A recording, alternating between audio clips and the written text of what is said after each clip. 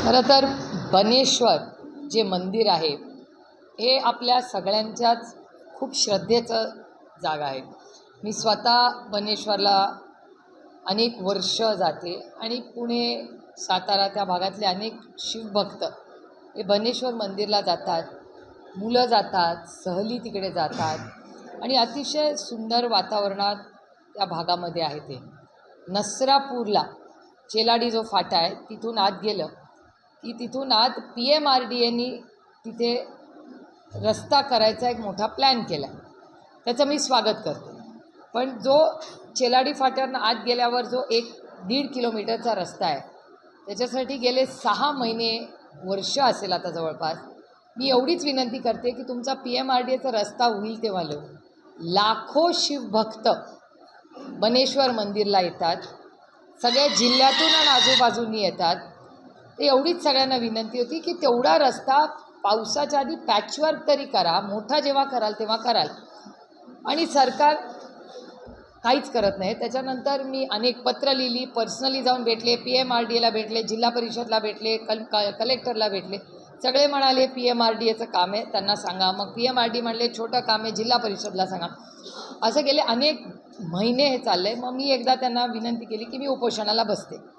त्याच्यानंतर त्यांचा मला फोन आला की यावेळेस आम्ही करून देतो महिन्याभरात, तुम्ही उपोषणाला बसू नका. म्हणून सरकारने मला सांगितलं म्हणून मी 1 महिना दम काढला. पार्लमेंटला मी गेले होते. तुमच्या आशीर्वादाने मला पार्लमेंटला जायची संधी मिळाली. तर पार्लमेंटला मी गेले. महिना झाला, बजेट पास केलं, सगळी प्रक्रिया झाली. परत आल्यावर चेक केलं, अजूनही 1 इंच 1 सेंटीमीटर काम सुरू झालेलं. आता सरकारला कशा विनवण्या करायच्या?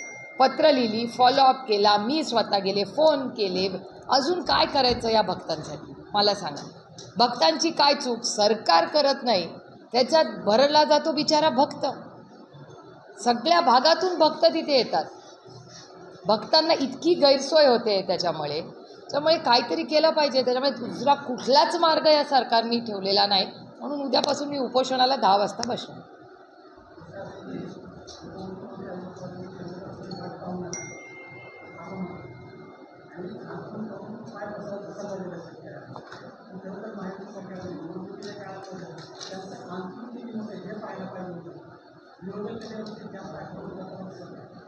मी हे बोललेलेच आहे. आक्रमक म्हणजे काय? मी माझ्या इलेक्शनच्या आधी इथेच घेतलेलं भाषण आहे कर्जमाफीबद्दल. किती योजना, मी तुम्हाला 100 योजना दाखवू शकते ज्याच्याबद्दल आम्ही इलेक्शनच्या आधी म्हणत होतो हे होणार नाही. तेव्हा कुणालाच आमच्यावर विश्वास बसला नाही. आणि आता तुम्ही बघताय माझी इलेक्शनची भाषणं आणि आज या सरकारने घेतलेले निर्णय याचं कोरिलेशन करा. किती योजना आहेत मी तुम्हाला यांनी यांच्या PAचे पैसे दिले नाहीत, 3 महिने झाले पगार केले नाही. लाडकी बहीण योजनेचं तुम्ही बघताय, पीक विम्याचं तुम्ही बघताय, फर्टिलायझर आता कुठे इंदापुरात पण नाही आहे, दौंड नाही, बारामती नाही, कुठेच नाही आहे का मला सांगा. फर्टिलायझर मिळतंय का सगळ्यांना? युरिया आहे का सगळीकडे मला सांगा. तुम्ही पण शेतकरीच आहात ना. तुम्ही आधी शेतकरी आहात आणि मग रिपोर्टिंग करता. युरिया नाही. महागाई आज 50 रुपयांनी सिलेंडर वाढलेलं आहे. काय चाललं आहे या राज्यामध्ये? क्राईम वाढत चालला आहे. बारामती, इंदापूर, दौंड कुठे क्राईम नाही आहे मला सांगा ना. आणि हे तुम्हीच चॅनलवर दाखवता ना. हा सरकारचाच डेटा आणि डोळ्यांनी दिसतंय ना आपल्याला. महागाई, बेरोजगारी, भ्रष्टाचार. आजच वर्तमानपत्रात बातमी आली आहे की महाराष्ट्रात एक रस्ता झाला आहे, 2 वेळा डांबराचे पैसे लावले. एक केंद्र सरकारने भरलेत आणि एक महाराष्ट्र सरकारने भरलेत. मी आज गडकरी साहेबांना पत्र लिहिलं आहे कारण का माझा गडकरी साहेबांवर विश्वास आहे. 2 वेळा एकाच रस्त्यासाठी डांबरासाठी बिलं काढता तुम्ही, एक राज्य सरकार आणि केंद्र सरकार. काय चाललंय हे? इंदापूर तालुक्यात घटना आहे. बनकरवाडी करेवाडी ते वायरलेस रस्ता 3 महिन्यापूर्वी डांबरी झाला आहे PWD कडून. आणि नंतर त्या पाठीमागे मुख्यमंत्री ग्रामसडक योजनेत लगेच काम झालं. त्याच्यावर चाललं. बघा काय चाललंय. काही महाराष्ट्रामध्ये सध्या संभाजीनगर असेल, अहिल्यादेवनगर असेल, दौंड, पुरंदर, इंदापूर असेल, माळसर असेल, अंगणवाडी सेविकांमध्ये मोठा भ्रष्टाचार चव्हाट्यावर आहे. इंदापूरमध्ये गेल्या महिन्याभरात एक घटना घडली. एका महिन्याची निवड केली, समिती आली, त्या 3 व्यक्तींनी त्यांची निवड केली, कागदपत्र पाहिली, तिला 1 नंबरला मार्क आहे. पण काही पैसे मागितले म्हणून तिची निवड रद्द केली. निवड रद्द केली आणि 60% मार्क असताना 59% वाल्या महिन्याची निवड केली. अधिकारी म्हणतात चुकून कागद आमचा राहिला आणि पण न्याय मिळाला का नाही? लोकप्रतिनिधी सुद्धा अधिकाऱ्यांचं बातचीत करतात. पण असं होतं तर बारामतीचे खासदार लोकसभेतून आपण तुम्ही ह्या घटनेकडे कसं पाहता? नाही नाही, अर्थातच जर ही महिलेचे कागदपत्र तुम्ही म्हणताय त्याप्रमाणे असतील तर उद्या मी स्वतः 3 वाजता, उद्या मी कलेक्टर ऑफिसला आहेच, माझं आंदोलनच आहे उद्या दिवसभर. 3 वाजता मी कलेक्टर ऑफिसला, मी स्वतः या मुलीला घेऊन जाईल कलेक्टर ऑफिसला उद्या. अधिकारी म्हणतात चुकून मार्क वाढले. मी कशाला त्याच्यात करते सगळं, मी काही त्याच्यात पडणार नाही. मी डायरेक्ट कलेक्टर ऑफिसला न्याय मागणार या मुलीसाठी. अनेक अंगणवाडी सेविका आहेत, त्यांना सेविका पद रद्द करून मदतनीस म्हणून तुम्ही काम करा अशी दमदाटी अधिकाऱ्यांतर्फे दिली जाते. म्हणजे एखाद्या तहसीलदारला नाईक तहसीलदार व्हावं, एखाद्या तुम्ही मला- उपजिल्हाधिकारी तुम्ही मला सगळे कागदपत्र द्या, मी नीट करून देते, जबाबदारी माझी. 3 वाजता येते. 3 वाजता कलेक्टर ऑफिस पुणे. महायुतीच्या बॅनरवरती आमदार रोहित पवार यांचा फोटो पाहायला मिळालेला आहे. याकडे आपण कसं पाहताय? ज्यावरती देवेंद्र फडणवीस, एकनाथ शिंदे, अजितदादा कोणी लावलंय? त्यांनीच लावलेलं कोणी? आदिनाथच्या कारखान्याच्या निवडणुकीत मग त्यांना विचारा ना, ज्यांनी बॅनर कोणी लावलंय. ते म्हणतात रोहितदादांचं आम्हाला समर्थन आहे. मग ज्यांनी लावलंय त्याला विचारा ना, मी कसं सांगणार? सुभाष कुळवे जे रोहितदादांचे अत्यंत जवळचे सहकारी आहेत किंवा त्यांचे म्हणजे अत्यंत चांगले संबंध आहेत, ते स्पष्टपणे स्टेजवरून जाहीररित्या सांगतात की आम्हाला पवार कुटुंबियांचा पाठिंबा आहे आणि महायुतीचं पॅनल आपण निवडून द्यावं. बघूया ना काय झालं. आता बघा, मी तुम्हाला छत्रपती कारखान्याचं सांगते. आमची इच्छा आहे ते बिनविरोध व्हावं. आम्ही काय बॅनरबाजी करत नाही, मी तर बॅनरच्या विरोधातच आहे, तुम्हाला सगळ्यांना माहिती आहे. काही सर्वसामान्य कार्यकर्त्यांमध्ये संदेश कसा जाईल म्हणजे? पण मला माहितीच नाही ना, बॅनर ज्यांनी लावलंय त्याला उत्तर द्यावं लागेल. मी कसं सगळ्यांसाठी उत्तर देत बसला? काही असा प्रश्न आहे की मोठे पवार साहेब आणि आपण उत्तरात जातं त्यांना चेअरमन किंवा अध्यक्ष तर तुम्ही असा शब्द दिला अशी चर्चा होती. नाही, आम्ही अनेक दिवस बोलतोय त्यांच्याशी. अंधारात तुम्हाला अंधारात ठेवून जाचक साहेबांनी अजितदादाबद्दल केला का अजितदादांनी जाचक साहेबांबद्दल केला, नेमकं कसं? मी पाहत नाही ते, मला वास्तव माहिती आहे. आणि एक लक्षात ठेवा, माझं पोट खूप मोठं आहे, माझ्या पोटात खूप गोष्टी राहतात. पण एक तुम्हाला सांगेन की माझ्याशी पृथ्वीराज आपू जाचक त्यांनी मला जे जे सांगितलं ते ते त्यांनी शब्द पाळला. तुम्हाला काय अर्थ काढायचा तुम्ही काढा. आपल्या पक्षाचे नेते माझे त्यांचे अतिशय जवळचे कौटुंबिक संबंध आहेत आणि त्यांनी नेहमी माझा जो शब्द दिला आहे तो त्यांनी पाळला आहे. दुसरा माझा एक छोटासा प्रश्न आहे. एका दैनिकाच्या कार्यालयामध्ये रामदास आठवले भेट देताना म्हणाले की शरद पवारांना खूप मोठी संधी आहे किंवा अजून महायुतीच्या सरकारमध्ये वाट नव्हती. ह्याकडे आपण कसं? मला नाही माहिती, मी ऐकलं नाही, त्याच्यामुळे मी बोलू शकत नाही त्याच्यावर.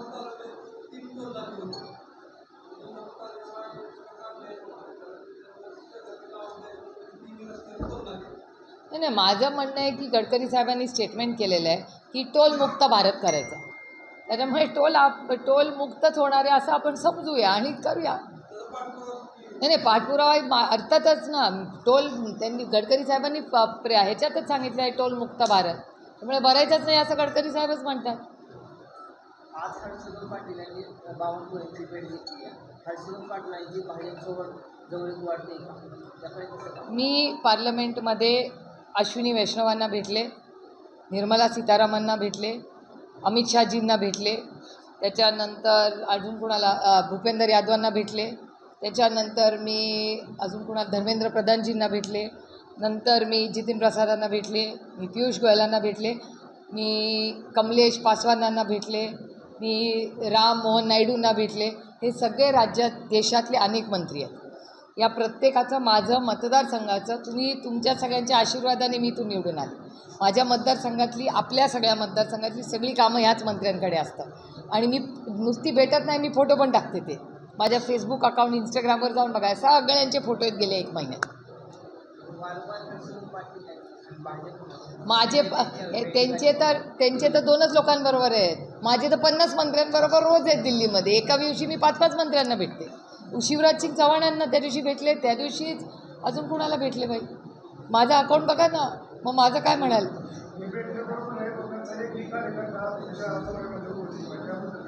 माझं काय घडलं, माझे सकाळी बोललं कार्यकर्ते पक्षाचे असतात, वैयक्तिक कुणाचे नसतात.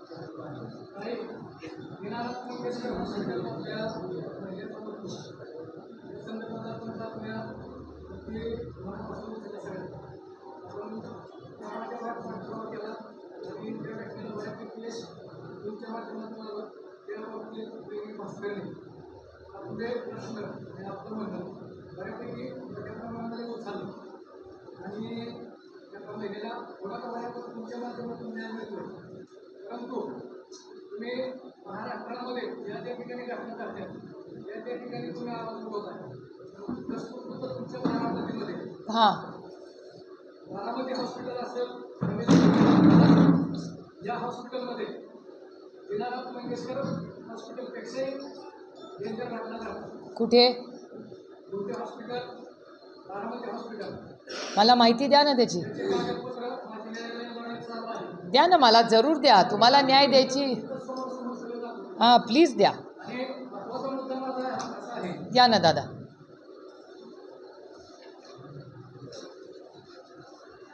आपण केस केली आहे का? ह्या बाजूने या, म्हणजे त्यांच्या कॅमेरामध्ये या ना.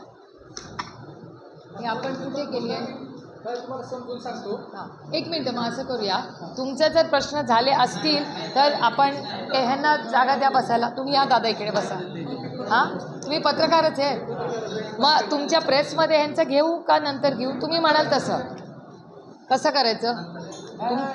नंतर घ्यायचा प्रश्न येत नाही, तर माझा प्रश्न आहे तुम्हाला. नाही त्यांचं नाही नंतर म्हणजे ह्यांचे रेकॉर्डिंग संपल्यावर घ्यायचा का आत्ता घ्यायचा? तुम्ही म्हणाल तसं.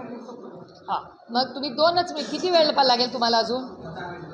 एक 10 मिनटं हे म्हणत आहेत, 10 मिनिटांनी आपण वेगळं बसूया. करेक्ट? मान्य ना सगळ्यांना? हां बोला. इंदापूर पंचायत समितीच्या महाविकास प्रकल्पातील अधिकारी जे आहेत त्यांच्यावर बऱ्याच प्रमाणात लैंगिक शोषणाचे आरोप झाले आणि ते अधिकारी सध्या कार्यरत आहेत. कसं होतं? व्हॉट? पंचायत समितीच्या महाविकास प्रकल्पातील अधिकारी. अरे पत्र पाठवा, मला द्या, लगेच मी ॲक्शन घ्यायला लावते. उद्या मी कलेक्टरकडे जाणार आहे. घ्या पत्र मागवणे, काय आरोप आहे पटकन. दुसरा असा प्रश्न आहे की इंदापूर ते विरारमाळा रेल्वे चालू आहे सध्या. तिथे बऱ्याच शेतकऱ्यांचं असं म्हणणं आहे की जो पूल होतोय तिथं 1 किलोमीटरचा भराव न करता पूल व्हावा.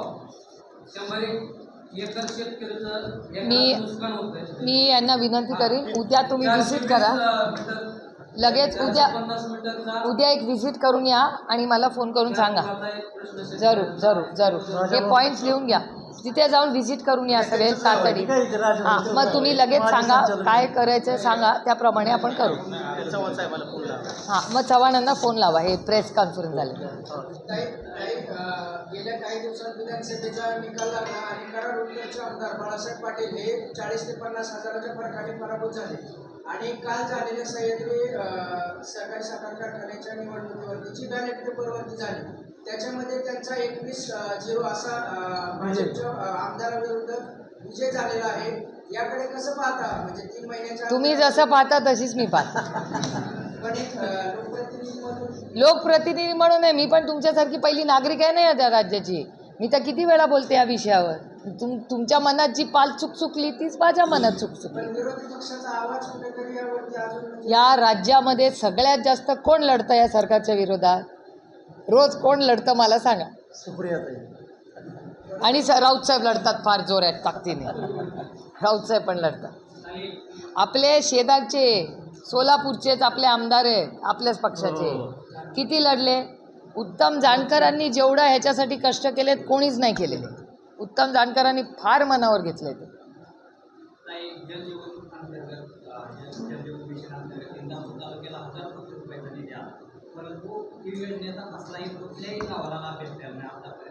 जलजीवन मिशन बारामती लोकसभा मतदारसंघाची मी CR पाटलांना पत्र लिहिलेलं आहे की मला व्हाईट पेपर आणि इन्क्वायरी पाहिजे माझ्या सगळ्या. आणि CR पाटील केंद्राचे मंत्री आहेत, त्यांनीच आम्हाला सगळ्या आमदार खासदारांना आव्हान केलं की तुम्ही मला सांगा तुमच्याकडे कुठेही पैसे जर चुकीच्या पद्धतीने खर्च होत असतील, तुम्हाला काही चूक वाटत असेल तर मला सांगा, मी इन्क्वायरी लावतो. हे जाहीर सगळ्या खासदारांना केलेलं आव्हान आहे. तसंच मी माझ्या लोकसभा मतदारसंघाचा व्हाईट पेपर आणि इन्क्वायरी ही सगळी CR पाटलांना लिहिलेली. नाही, माझं म्हणणं आहे की त्याला थोडासा आणखीन वेळ द्यायला पाहिजे होता, या मताची मी आहे. स्टेक होल्डर्स खूप त्याच्यात खूप लढाई झाली, मतभेद झाले. थोडंसं अजून संवेदनशीलपणे तो घेतला असता तर जास्त योग्य झालं असतं. निलेश लंकेंनी सविस्तर त्याचं भाषण केलं. फौजियाताई ज्या राष्ट्रवादी काँग्रेसच्या खासदार आहेत राज्यसभेत, त्यांनी तर पुस्तिका काढली. ज्याला इंटरेस्ट असेल त्यांनी जरूर ती पुस्तिका वाचावी. तुम्हाला त्यातले सगळे टेक्निकल मुद्देही कळतील. हो, होते ना, 2 होते. आदरणीय पवारसाहेबांची पायाची ट्रीटमेंट चालली आहे, सगळ्यांनाच माहिती आहे. आणि अमोलदादांचे मेडिकल कारण होतं आणि ते सगळ्यांनाच माहिती आहे. बाकी आम्ही सगळे हजरच होतो. आम्ही 3 आणि 4 वाजेपर्यंत संसदेत होतो. जोरात भाषणं आम्ही केली आहेत. हो, आता भाषणं नाही काय, फौजियाताईंचं भाषण पाठवते मी तुम्हाला, निलेश लंकेंचं भाषण पाठवते, आम्ही केलेलं मतदानाचा रेकॉर्ड पाठवते. आणि इंदापूर तालुक्यामध्ये प्रशासनामध्ये शेतकऱ्यांच्या केसेस भरपूर पेंडलेले आहेत. त्याचे निकाल वेळेवर होते. अनेक अधिकाऱ्यांवर भ्रष्टाचाराचे आरोप होतात. तरी ते अधिकारी म्हणतात आमचं कुणीही काय, आपण महिला खासदार असल्यामुळे आम्हाला ते शब्द वापरता येत नाही. असे अधिकारी त्या त्वरित वापरतात. ज्या तुम्ही प्रशासन किंवा विरोधक म्हणून विरोधक म्हणून विषयच नाही, लोकप्रतिनिधीची नैतिक जबाबदारी असते. ह्याच्यासाठी तर आम्ही लोकप्रतिनिधी आहोत. त्याच्यामुळे तुम्ही ज्या ज्या गोष्टी आज सांगितल्या आहेत त्या सगळ्या आम्ही टिपून घेतल्या आहेत. त्या प्रत्येक अधिकाऱ्याची कंप्लेंट मी उद्या कलेक्टरला सांगणार आहे की असं इंदापूरमध्ये चाललं आहे, मला याची माहिती पाहिजे आणि मी ऑन रेकॉर्ड आणणार आहे. हे सगळे पत्र घ्या. अंगणवाडी सेविकांचा एक इश्यू, एक ॲग्रिकल्चरचा एक इश्यू, हे सगळी पत्र तयार करा, उद्या कलेक्टर ऑफिसला देऊन टाकू. रस्त्याचं नाही 500 केसेस पेंडिंग, अतिशय लोकांना त्रास होतो. सगळेच द्या ना, सगळेच द्या. उद्या 3 वाजता कलेक्टर ऑफिसला. ज्या काही अधिकाऱ्यांना याबाबतीत प्रश्न विचारले जातात किंवा तक्रारी डोळ्यासमोर आणून दिल्या जातात, त्याच्यानंतर पत्रकारांवरती खोटे गुन्हे दाखल करण्याचं प्रमाण खूप मोठ्या प्रमाणावरती वाढलेलं आहे. तुम्ही काय करू नका, सगळी माहिती मला द्या, बघू तुमच्यावर कोण खोटे गुन्हे दाखल. ही काय मनमानी चालणार नाही. हा देश संविधानाने चालतो, कोणाच्या मर्जीने नाही चालत.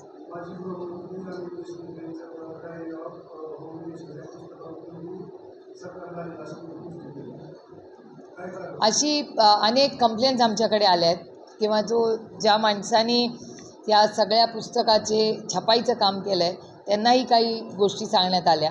त्याच्यामुळे आम्हाला काळजी वाटली की या सगळ्याचकडून ही चर्चा आमच्या कानावर दबक्या आवाजात येत होती.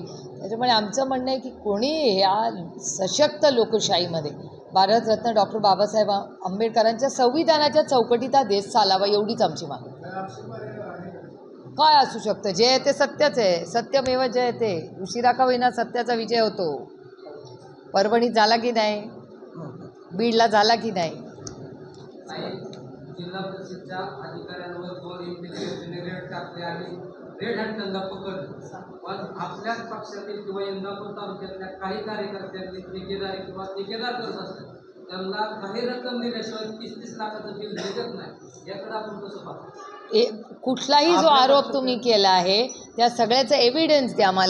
मला एव्हिडन्स दिलं तर 1 मिनिट, ठीक आहे ना. कुठलाही पक्ष असू दे, मला एव्हिडन्स द्या, मी मार्ग काढते आणि त्याच्यावर ॲक्शन होईल.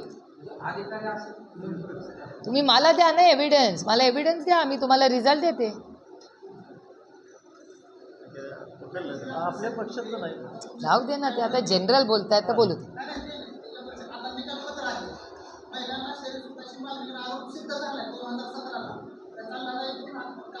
उद्या मी कलेक्टरांकडे जाणार आहे.